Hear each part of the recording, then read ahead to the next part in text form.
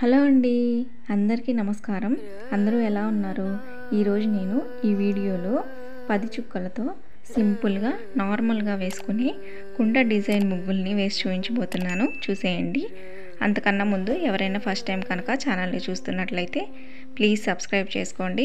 అలాగే నేను వేసే ఈ ముగ్గులు కనుక మీకు నచ్చితే ప్లీజ్ లైక్ చేయండి. మీరు లైక్ చేయడం వలన ఈ వీడియో ఇంకొంతమందికి రీచ్ అవుతుంది. వీడియోని స్కిప్ చేయకుండా చూడటానికి ట్రై చేయండి. మోర్ వీడియోస్ కోసం సబ్స్క్రైబ్ చేసుకోవడం మాత్రం అస్సలు మర్చిపోకండి. అలాగే నా వీడియో నోటిఫికేషన్స్ మీ దాకా రావాలి అనుకుంటే పక్కనున్న బెల్ ఐకాన్ని క్లిక్ చేసి ఆల్ అనే ఆప్షన్ని క్లిక్ చేయండి.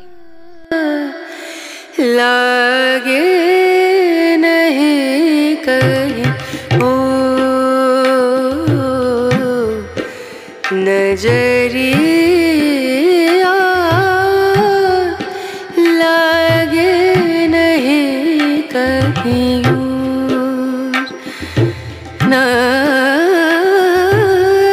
नजरिया, लागे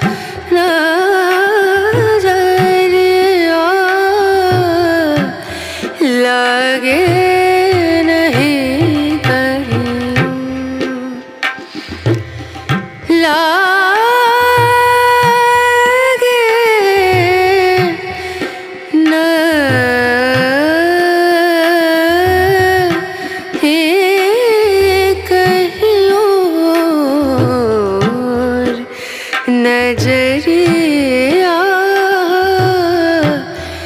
लागे नहीं कहीं और नजरिया, लागे नजरिया, लागे नहीं कहीं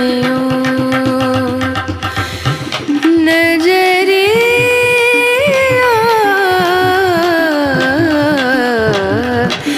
लागे नहीं कहीं लागे नहीं कहीं लागे नहीं कहीं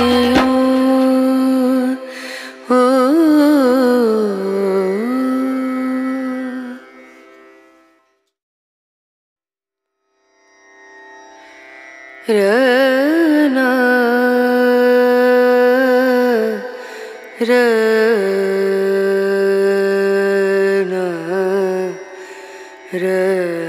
रनु रे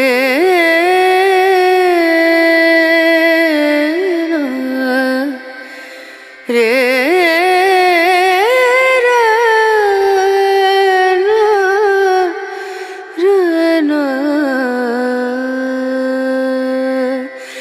नजरिया,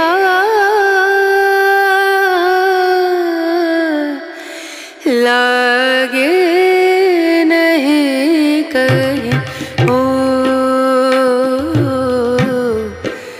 नजरिया,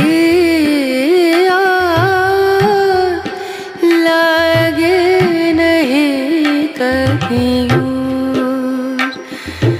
नजरिया,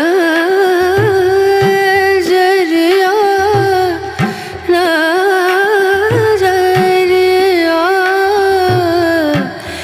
लागे नहीं कहीं लागे नहीं कहीं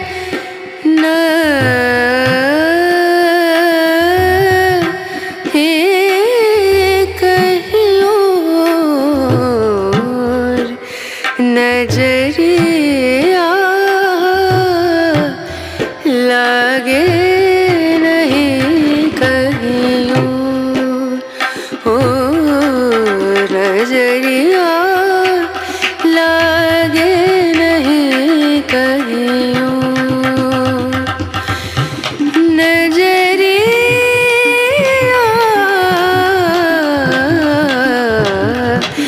लागे नहीं कहीं लागे नहीं कहीं लागे नहीं कहीं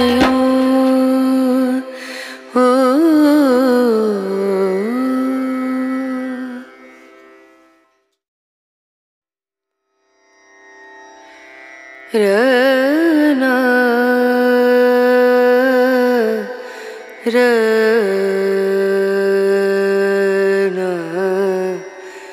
रनु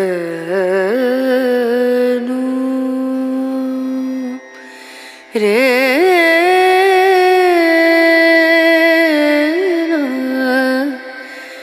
रे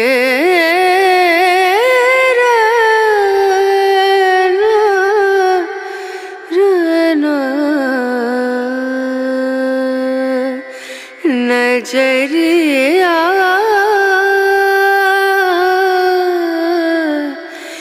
लागे नहीं। ఇవేనండి నేను వేసిన సింపుల్ అండ్ నార్మల్ కుండల ముగ్గులు. మీ అందరికీ నచ్చాయి అనుకుంటున్నాను. నచ్చితే మాత్రం తప్పకుండా లైక్ చేయండి, మీ ఫ్రెండ్స్ అండ్ ఫ్యామిలీ మెంబర్స్కి షేర్ చేయండి. మోర్ వీడియోస్ కోసం సబ్స్క్రైబ్ చేసుకోవడం మాత్రం అస్సలు మర్చిపోకండి. Thank you so much for watching my video.